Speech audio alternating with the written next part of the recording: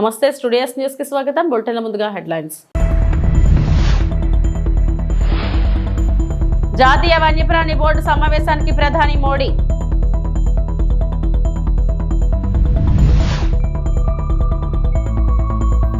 త్వరలో mega DSC ద్వారా 16,347 teacher పోస్టుల భర్తీ. మంత్రి నారా లోకేష్.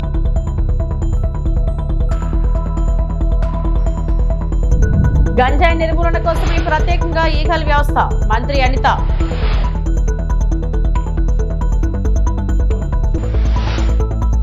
గుజరాత్లోని గిర్ వన్యప్రాణుల అభయారణ్యం ప్రధాన కార్యాలయమైన ససన్ గిర్లో జరిగిన జాతీయ వన్యప్రాణుల బోర్డు 7వ సమావేశానికి ప్రధానమంత్రి నరేంద్ర మోడీ హాజరయ్యారు. ప్రపంచ వన్యప్రాణుల దినోత్సవాన్ని పురస్కరించుకొని ఆయన చేసిన పర్యటనలో భాగంగా ఈ సమావేశం జరిగింది. అక్కడ ఆసియా సింహాల సంరక్షణ ప్రయత్నాలను హైలైట్ చేయడానికి ఆయన సింహ సఫారీని కూడా ప్రారంభించారు. 16వ ఆసియా సింహాల జనాభా అంచనాలను మోదీ ప్రకటించారు. మరియు జూనాగఢ్ లో జాతీయ referral centre for wild life కు పునాది వేశారు.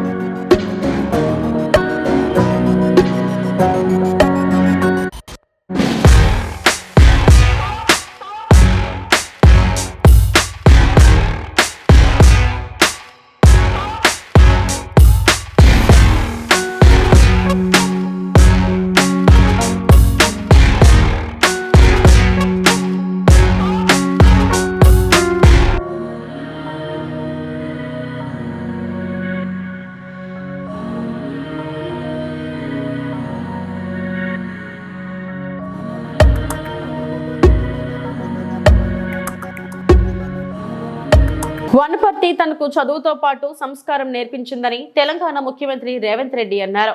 వనపర్తి విద్యార్థిగా తెలంగాణకు వన్నె తెచ్చాడనే కీర్తి తీసుకొస్తారని హామీ ఇచ్చారు.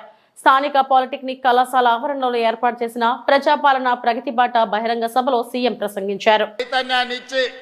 ఈ రోజు ఈ వనపర్తి నగరం నుంచి తెలంగాణ రాష్ట్రానికి ముఖ్యమంత్రిగా బాధ్యత తీసుకొని ఇక్కడికి వచ్చినా అంటే ఈ వనపర్తి నుంచి సర్వం నేను నేర్చుకున్నా.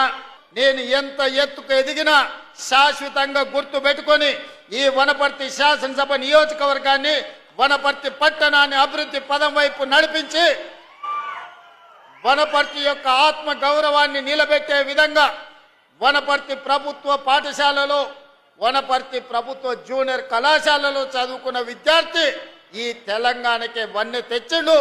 ఈ తెలంగాణను అభివృద్ధి పదం వైపు నడిపించండి అనే ఒక గొప్ప కీర్తిని తప్పకుండా తీసుకొస్తానని చెప్పి మా ఆడబిడ్డ సాక్షులుగా నేను ఈరోజు చెప్పదలుచుకున్న మిత్రులారా ఇవాళ ఆలోచన చేయండి.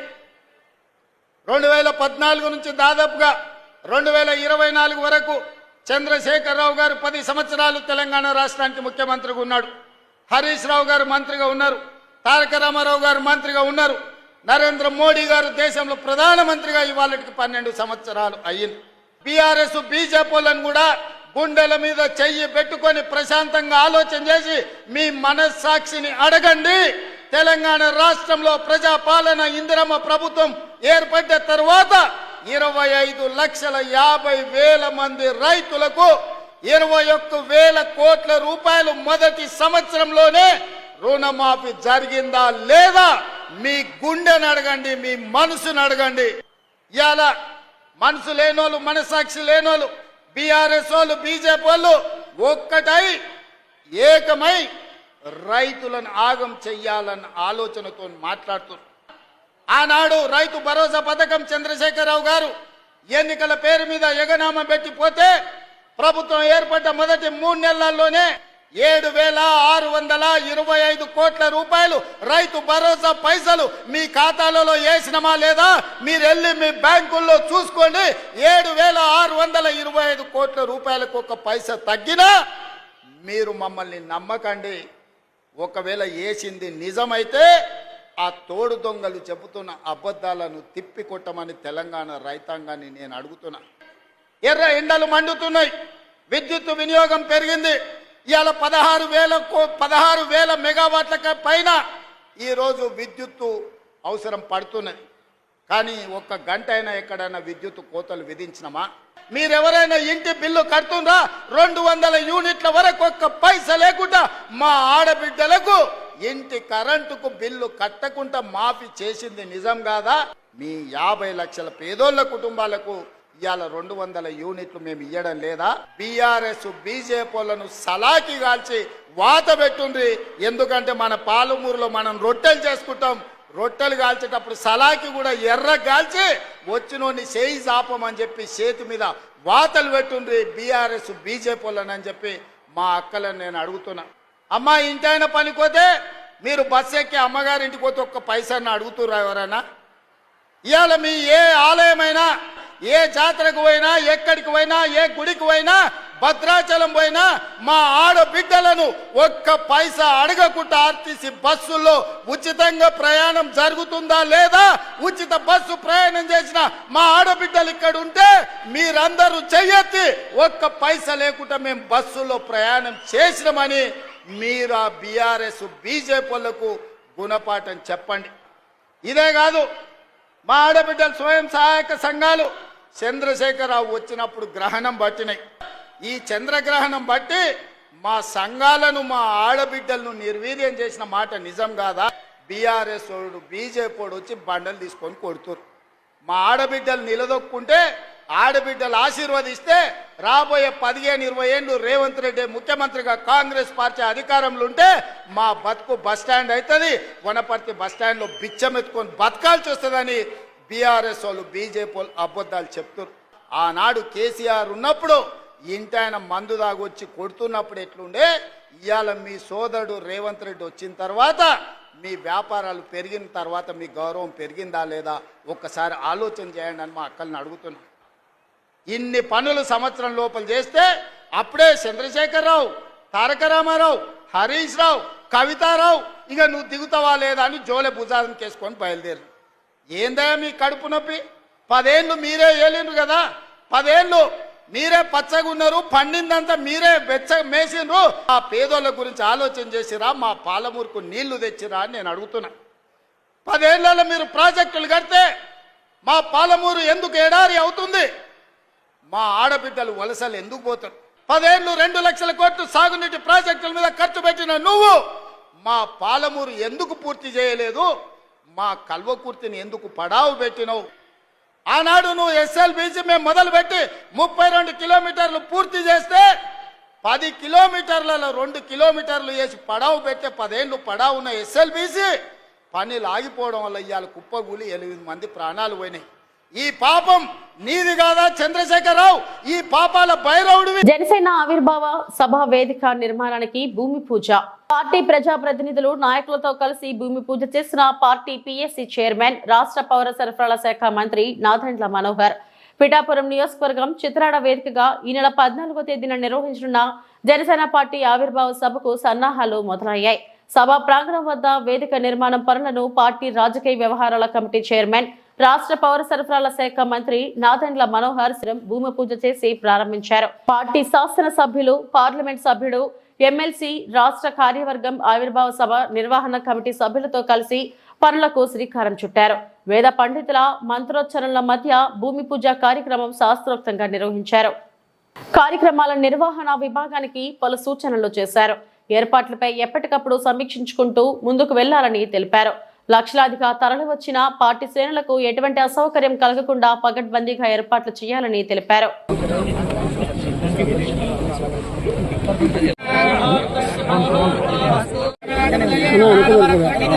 సెల్ ఫోన్ వచ్చిందన్నా ఇక్కడ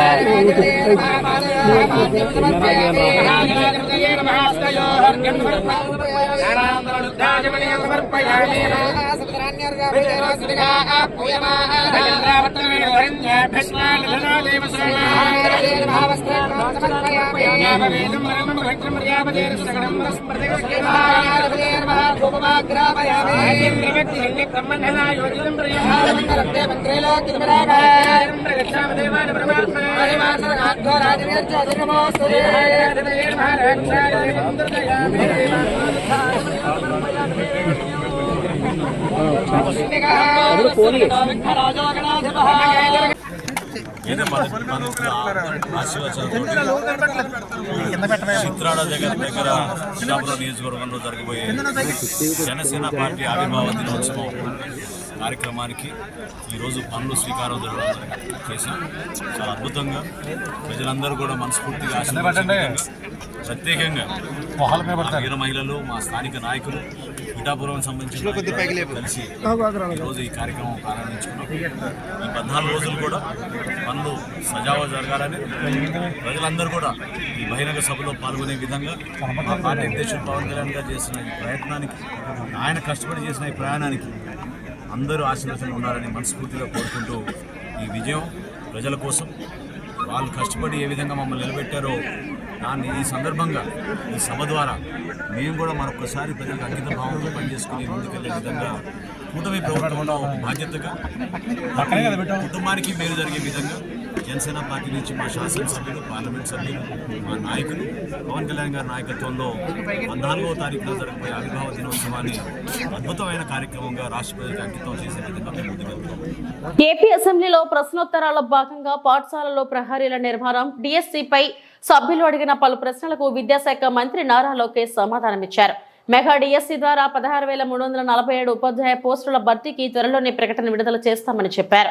రాష్ట్ర వ్యాప్తంగా స్కూళ్ల ప్రహరీ గోడలను పూర్తి చేయాలంటే 3,000 కోట్లు ఖర్చు అవుతుందని, మనబడి మన భవిష్యత్ నినాదంతో ఉపాధి హామీ కింద దశలవారీగా వాటిని నిర్మించేందుకు చర్యలు తీసుకుంటామన్నారు. డ్రగ్స్ వద్దు బ్రో అనే క్యాంపెయిన్ ను ఈ ప్రభుత్వం చేపట్టింది.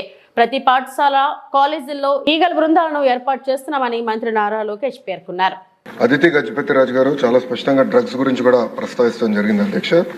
దాంట్లో ఇప్పుడు డ్రగ్స్ వద్దు బ్రో అన్న క్యాంపెయిన్ మన ప్రభుత్వం చేపడతాం జరిగింది అధ్యక్ష. ఈగల్ అని పోలీసులు అధికారులతో ఒక సంస్థ ఏర్పాటు చేసి ప్రతి పాఠశాలలో కంపల్సరీగా ఈగల్ క్లబ్స్ అనేది ఏర్పాటు చేస్తాంతో పాటు విద్యార్థుల చైతన్యం తీసుకొస్తూ డ్రగ్స్కి ఎందుకు దూరం ఉండాలి, ఒక డ్రగ్స్ వల్ల వాళ్ళే కాదు ఒక తరం ఎట్లా నాశనం అవుతుంది అనేది చెప్పేదానికి కార్యక్రమాలు చేపడుతున్నాం అధ్యక్ష. ఇది అన్ని పాఠశాలలకి, కాలేజీలు కూడా మన ఇన్స్ట్రక్షన్స్ పాస్ చేసాం అధ్యక్ష. ఇప్పుడు 10వ తరగతి అదేవిధంగా మనకి ఇంటర్ బోర్డ్ ఎగ్జామ్స్ ఉన్నాయి కనుక ఇది పూర్తయిన తర్వాత మళ్ళీ అది యాక్టివేట్ చేస్తామని గౌరవ సభ్యులు నేను తెలియజేస్తున్నాను అధ్యక్ష. అంతేకాకుండా అధ్యక్ష, ఎందుకంటే గత ప్రభుత్వం నాడు నేడు కార్యక్రమం ద్వారా కొన్ని పాఠశాలల కడతం జరిగింది. అవి ఏమైనాయంటే ప్రభుత్వం ఇది 117 జీవో వల్ల ఆ పాఠశాలలు మూతపడినాయి అధ్యక్ష. విద్యార్థులు లేకుండా మూతపడినాయి, అంటే డబ్బులు ఖర్చు పెట్టారు, పిల్లలు లేరు అక్కడ. అలాంటి పరిస్థితి రాకుండా చూసుకోవాల్సిన అవసరం ఉంది అధ్యక్ష. అంతేకాకుండా అధ్యక్ష, నాడు నేడు పైన కూడా గతంలో అనేక ఆరోపణలు వచ్చినాయి, నాణ్యత లేదని కూడా వచ్చింది అధ్యక్ష. దానిపైన కూడా గౌరవ సభ్యులు ఇప్పుడు కోరారు, యాక్షన్ తీసుకోమన్నారు. తప్పనిసరిగా నేను నివేదిక తెప్పించుకుంటాను. గత ప్రభుత్వ హయాంలో గంజాయి సాగు, రవాణా విచ్చలవిడిగా జరిగిందని ఏపీ హోంశాఖ మంత్రి వంగలపూడి అనిత తెలిపారు. అసెంబ్లీ ప్రశ్నోత్తరాల సమయంలో గంజాయి డ్రగ్స్ ను నియంత్రించేందుకు తీసుకుంటున్న చర్యలపై సభ్యులు అడిగిన ప్రశ్నలకు ఆమె సమాధానమిచ్చారు. గంజాయి నిర్మూలన కోసమే ప్రత్యేకంగా ఈగల వ్యవస్థను ఏర్పాటు చేస్తామన్నారు. ఐజీ స్థాయి ఐపీఎస్ అధికారిని విభాగాధిపతిగా నియమించి ఈగలకు బడ్జెట్ లో ప్రత్యేక కేటాయింపులు చేశామన్నారు. రాష్ట్ర వ్యాప్తంగా ప్రతి జిల్లాలో 1 చొప్పున 26 నార్కోటిక్స్ సెల్స్ ఏర్పాటు చేశామని అనిత తెలిపారు. ఫస్ట్ ఆఫ్ ఆల్ గౌరవ ముఖ్యమంత్రి గారు డిపార్ట్మెంట్ వాళ్ళందరితోని కూడా కూర్చొని ఈ గాంజా ఎక్కువగా ఉండటం వల్ల లాస్ట్ గవర్నమెంట్లో ఈ గాంజా డ్రగ్స్ వినియోగం కానీ రవాణా కానీ విపరీతంగా అయిపోవటం, ఎక్కడైనా గాంజా దొరికినా డ్రగ్స్ దొరికినా దానికి సెంటర్ పాయింట్ ఆంధ్రప్రదేశ్ అవ్వడం లాస్ట్ గవర్నమెంట్లో మనం చూసాం. దీని నేపథ్యంలో ఫస్ట్ ఆఫ్ ఆల్ ఈ క్రైమ్ రేట్ను తగ్గించాలి అంటే ఈ గాంజాను అరికట్టాలి, అదేవిధంగా డ్రగ్స్ని అరికట్టాలి అనే ఏకైక ఉద్దేశంతో గౌరవ చంద్రబాబు నాయుడు గారు సీఎం గారు ఒక ఏర్పాటు చేసుకుని ఈగల్ అని ఒక సపరేట్గా ఒక వింగ్ని కూడా ఏర్పాటు చేయడం జరిగింది అధ్యక్ష. దానికి ఆంధ్రప్రదేశ్ ప్రభుత్వం కూడా జీవోఎంఎస్ నెంబర్ 145 మొన్నకు ఇచ్చారు అధ్యక్ష. మొన్న బడ్జెట్లో కూడా ఈగలకి సపరేట్గా ఒక బడ్జెట్ని కూడా కేటాయించారు అధ్యక్ష. ఒక ఐజీ లెవెల్ ఆఫీసర్ని, డిఐజీ లెవెల్ ఆఫీసర్ని ఏర్పాటు చేసి ఒక టీంని ఏర్పాటు చేయడమే కాకుండా ప్రతి జిల్లాలోని కూడా ఈగల్ టీమ్స్ని ఏర్పాటు చేయడం, అదేవిధంగా నార్కోటిక్ పోలీస్ స్టేషన్స్ని ప్రతి జిల్లాలో సుమారుగా 26 జిల్లాల్లోనూ కూడా అధ్యక్ష నార్కోటిక్ కంట్రోల్ సెల్స్ని ఏర్పాటు చేయడం కూడా జరిగింది అధ్యక్ష. ఇందాక మన సభ్యులు మాట్లాడుతున్నప్పుడు 11,000 ఎకరాల నుంచి మనకు 100 ఎకరాల వరకు రావటం అనేది సంతోషంగా ఉంది అని చెప్పారు. దీన్ని కూడా ఎలా కంట్రోల్ చేయాలి, దానికి సంబంధించిన ప్రతి ఇన్ఫర్మేషన్ కూడా డిపార్ట్మెంట్ వాళ్ళ దగ్గర ఉంటుందని చెప్పారు అధ్యక్ష. అంటే ఇవే కాకుండా అధ్యక్ష సుమారుగా ఇప్పుడే ఇందాక మన రెడ్డప్ప మాధవి గారు, అదేవిధంగా మన గల్లా మాధవి గారు చెప్పినప్పుడు ఏదైతే స్కూల్స్లోని ఎక్కువగా ఈ గాంజా అనేది వినియోగం ఎక్కువగా అయింది, ఈ గాంజా కూడా విపరీతంగా మార్పు చెందింది అధ్యక్ష. గాంజాలో కూడా డ్రై గాంజా అని, లిక్విడ్ గాంజా అని, వీళ్ళు కొంత గాంజా పర్సెంటేజ్ ఇప్పుడు ఏదైతే నాకు మొన్న ఒక టీచర్ కూడా ఒక గ్లూకి సంబంధించిన ఒక ఫోటో పెట్టారు అధ్యక్ష. ఆ గ్లూకి సంబంధించింది ఎక్కువ పిల్లలు వాడుతున్నారు, అదేంటో ఒకసారి చెక్ చేయించండి అని కూడా నాకు కూడా పంపించడం జరిగింది అధ్యక్ష. ఈ గ్లూస్ కానీ పెయిన్ కిల్లర్స్ అంటే రూపం మార్చుకొని గాంజాయికి ప్రత్యామ్నాయంగా గాంజాయితో కలిసినవి ఇవన్నీ కూడా తీసుకురావడం జరిగింది అధ్యక్ష. దీనిని ఎట్టి పరిస్థితుల్లోని గ్రౌండ్ లెవెల్ నుంచి కూడా మనం క్లియర్ చేయాలి అని ఒకే ఒక ఉద్దేశంతో ఎస్పెషల్లీ గౌరవ విద్యాశాఖ మంత్రి నారా లోకేష్ గారి ఆధ్వర్యంలో ఈరోజు స్కూల్స్లో కూడా ఈగల్ టీమ్స్ని ఏర్పాటు చేసుకోవడం జరిగింది అధ్యక్ష. దానికి సపరేట్గా ఒక జీవో కూడా ఇవ్వడం జరిగింది అధ్యక్ష. మెమో నెంబర్ 271473/MS/2025 మొన్న 10th ఫిబ్రవరిన ఇది సర్క్యులర్ కూడా జారీ చేయడం జరిగింది అధ్యక్ష. దీన్ని బట్టి స్కూల్స్లోని కూడా ఈగల్ టీమ్ని ఏర్పాటు చేయడం, ఈగల్ టీమ్ ద్వారా చిన్నపిల్లలకి కూడా అవేర్నెస్ క్రియేట్ చేయడం, ఎవరైనా ఇటువంటి బారిన పడి వాళ్ళు ఇబ్బంది పడే పరిస్థితులు కానీ అవతల వాళ్ళు ఇబ్బందులు పెట్టే పరిస్థితి కానీ వస్తే ఆ ఇన్ఫర్మేషన్ కన్సల్ట్ టీచర్స్కి ఇవ్వడం, హెచ్ఎంకి ఇవ్వడం, వాళ్ళని డీఅడిక్షన్ సెంటర్లోకి కూడా వాళ్ళని పంపించి ఏర్పాటు చేయడం, ఇదంతా ఒక ప్రొసీజర్ ప్రకారం చేయడానికి ఈరోజు గవర్నమెంట్ కూడా సిద్ధపడింది అధ్యక్ష. మార్చి 8న మహిళలకు నెలకు 2,500 రూపాయల పథకంపై ప్రకటన చేయకపోతే పోస్ట్ కార్డుల ఉద్యమం ప్రారంభిస్తామని ఎమ్మెల్సీ కవిత హెచ్చరించారు. హైదరాబాద్ లో జాగృతి నేతలతో కలిసి మాట్లాడిన కవిత ప్రభుత్వం అతివల సాధికారతకు తగిన చర్యలు తీసుకోవడంలో నిర్లక్ష్యం వహిస్తుందని దుయ్యబట్టారు. మున్సిపాలిటీలు ఇతర ప్రాంతాలలో పనిచేస్తున్న మహిళా కార్మికుల కోసం ప్రత్యేక కార్యాచరణ చేపట్టాలని కోరారు. ఫీజు రియంబర్మెంట్స్ ఇవ్వకపోవడంతో అనేక మంది యువతులు ఇంటికే పరిమితం అవుతున్నారని వెల్లడించారు. తమ పోరాటం వల్లే కేంద్రం మహిళా బిల్లు తెచ్చిందని, ఆయన ఇప్పటికీ అమలు చేయట్లేదని విమర్శించారు. అతివలకు రిజర్వేషన్లు కల్పించే బిల్లు అమలు చేసేలా కాంగ్రెస్ ఎంపీలు ఎందుకు ఒత్తిడి చేయట్లేదని ప్రశ్నించారు. వరంగల్లోని మామునూరు విమానాశ్రయానికి రాణి రుద్రమదేవి పేరు పెట్టాలని ఎమ్మెల్సీ కవిత డిమాండ్ చేశారు. రాష్ట్ర ప్రభుత్వం నుంచి కేంద్ర ప్రభుత్వం మీద ఒత్తిడి తీసుకొచ్చి అఫీషియల్గా ప్రపోజల్ పంపించి మహిళా దినోత్సవం సందర్భంగా వరంగల్ ఎయిర్పోర్ట్కి రాణి రుద్రమదేవి ఎయిర్పోర్ట్గా నామకరణం చేయాలని చెప్పి మేము ఈ ప్రభుత్వాన్ని డిమాండ్ చేస్తూ ఉన్నాం. ఈ విషయం మీద మేము కూడా కేంద్ర ప్రభుత్వానికి ఉత్తరాలు రాస్తామని కూడా ఈ సందర్భంగా తెలియజేస్తూ, మరి ఆడబిడ్డల్ని అలక్ష్యం చేయకండి, ఆడబిడ్డల తరఫున మాట్లాడడానికి తెలంగాణ జాగృతి నిలబడి ఉందన్న విషయాన్ని గమనించవలసిందిగా ప్రభుత్వాన్ని కోరుతూ సెలవు. Thank you. జై తెలంగాణ, జై తెలంగాణ.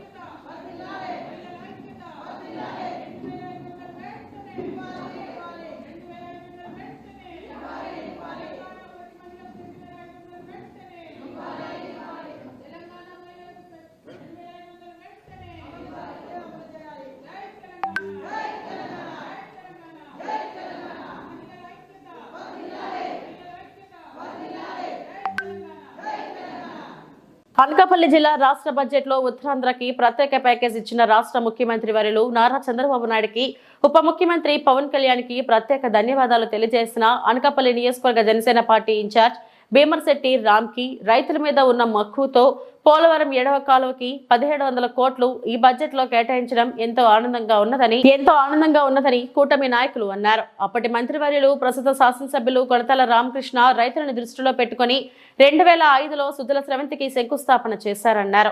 ప్రస్తుతం ఈ బడ్జెట్ లో 600 కోట్లు కేటాయించడం రైతులతో ఎంతో ఆనందాన్ని నింపిందని రామ్కి అన్నారు. అలాగే ఉప ముఖ్యమంత్రి పంచాయతీరాజ్ ద్వారా 16,000 కోట్ల రూపాయలు కేటాయించడం ఎంతో ఆనందంగా ఉన్నదని అన్నారు. బడ్జెట్ లో ఉత్తరాంధ్రకి ఎంతో రైతులకు మేలు చేకూర్చే విధంగా బడ్జెట్ ఉందని తెలిపారు. ఈ కార్యక్రమంలో కూటమి నాయకులు పాల్గొన్నారు. పేద బడుగు బలహీన వర్గాలకు అలాగే రైతన్నలకు అండగా బడ్జెట్ తీసుకొచ్చిన ఈ కూటమి ప్రభుత్వానికి ప్రత్యేక ధన్యవాదాలు తెలియజేసుకుంటూ, అలాగే ఉత్తరాంధ్రకు ఎంతో వనరులు సమకూరేలా ప్రత్యేకంగా దృష్టి పెట్టిన నరేంద్ర మోడీ గారికి, అలాగే మన ప్రీతమ నాయకులు ముఖ్యమంత్రి చంద్రబాబు నాయుడు గారికి, అలాగే మన ఉప ముఖ్యమంత్రి కొణిదెల పవన్ కళ్యాణ్ గారికి ప్రత్యేక ధన్యవాదాలు తెలియజేసుకుంటూ ఈరోజు పోలవరం ఎడమ కాలువకు 1700 కోట్లు కేటాయించడం చాలా ముఖ్యమైన అంశం. ఎంతోమంది రైతన్నలకు అండగా నిలవడానికి, రైతన్నలు ఎప్పటి నుండో చూస్తున్న కలను సాకారం చేసిన ముఖ్యమంత్రి చంద్రబాబు నాయుడు గారికి, అలాగే ఉప ముఖ్యమంత్రి పవన్ కళ్యాణ్ గారికి మా కూటమి తరపున, అనకాపల్లి నియోజకవర్గం తరపున ప్రత్యేకంగా కృతజ్ఞతలు తెలియజేసుకుంటున్నాం. అలాగే మీ అందరికీ తెలుసు, 2005వ సంవత్సరంలో మన ప్రీతమ నాయకులు కొనతాల రామకృష్ణ గారు సుజల స్రవంతికి శంకుస్థాపన చేసి ఎంతో ప్రాముఖ్యతనిస్తూ సుజల స్రవంతి కోసం ఎంతో పోరాడడం మీ అందరికీ తెలిసిన విషయమే. ఈరోజు సుజల స్రవంతికి 600 కోట్లు కేటాయించడం చాలా సంతోషకరం. వాళ్ళందరూ కూడా ముఖ్యమంత్రి గారికి, ఉప ముఖ్యమంత్రికి ప్రత్యేక కృతజ్ఞతలు తెలియజేసుకుంటున్నాం. ఎందుకంటే దీనివల్ల రైతన్నలకి ఎంతో అండగా ఉండి ఒక పండగ వాతావరణం తెచ్చారు. మన కూటమి ప్రభుత్వం వచ్చాక అన్ని విధాలా కూడా సహాయం చేస్తున్న మన ముఖ్యమంత్రి గారికి ప్రత్యేకంగా కృతజ్ఞతలు తెలియజేసుకోవడానికి ఈ సమావేశం ఏర్పాటు చేయడం అయింది. అలాగే పంచాయతీరాజ్ శాఖ నుండి సుమారు 16,000 కోట్ల రూపాయలు కేటాయించిన మన ఉప ముఖ్యమంత్రి పవన్ కళ్యాణ్ గారికి ఈ సందర్భంగా ప్రత్యేకంగా కృతజ్ఞతలు తెలియజేసుకుంటూ, చంద్రబాబు నాయుడు గారు, అలాగే పవన్ కళ్యాణ్ గారు, లోకేష్ గారు ముగ్గురు కూడా, త్రిమూర్తులు ముగ్గురు మన ఆంధ్ర రాష్ట్రానికి ఎంతో సేవ చేస్తూ ప్రత్యేకంగా ఉత్తరాంధ్ర మీద వాళ్ళు చూపిస్తున్న ప్రేమకి కృతజ్ఞతలు తెలియజేసుకుంటున్నాం. Thank you. వైకాపా నేత సినీ నటుడు పోసాని కృష్ణమురళిపై ఏపీ వ్యాప్తంగా 17 కేసులు నమోదయ్యాయి. ఈ నేపథ్యంలో రాజంపేట జైలు అధికారులు ఉన్నతాధికారుల అనుమతితో పోసానిని పల్నాడు జిల్లా నరసరావుపేట పోలీసులకు అప్పగించారు. కాసేపట్లో పోసాని కృష్ణమురళిని నరసరావుపేటకు తీసుకెళ్లనున్నారు. క్రైమ్ నెంబర్ 142/2024 కింద పోసానిపై నరసరావుపేట 2 టౌన్ PS లో 153, 504, 67 సెక్షన్ల కింద కేసు నమోదు చేశారు. నరసరావుపేట పోలీసులకు అప్పగించే ముందు పోసానికి వైద్య పరీక్షలు నిర్వహించనున్నారు.